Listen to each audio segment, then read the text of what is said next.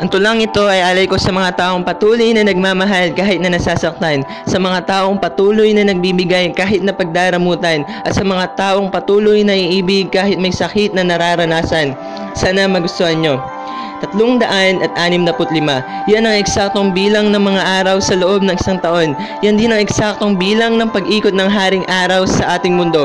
Teka lang, sandali lang. Bakit ko ba nasasambit ang mga bagay na ito? Bakit sa araw ako magsisimula kung sa mahimbing na gabi mo ako iniwan?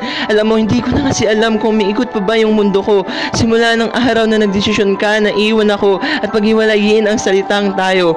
Alam mo, naniwala pa naman ako sa'yo. Oo, naniwala ako sa'yo na sa simula at huling pahina ng ating tala-arawan ay magiging masaya. Oo, magiging masaya kahit may konting kurot ng kalungkutan at walang mangiiwan. Oo, walang mangiiwan, pero bakit meron pa ring naiwan? Ang iyong walang hangganan ay naging hanggang dito na lang. Ang iyong pangako ay sumuko, ni walang luhang tumulo. Tori ng pag-ibig mo'y tulay gumuho. Pero bakit nga ba, mahal? Yan ang aking katanungan. Bakit ba kailangan maiwan ako? Kusabay naman tayong tumakbo sa landasin ng buhay na hindi tiyak kung saan nga ba patungo?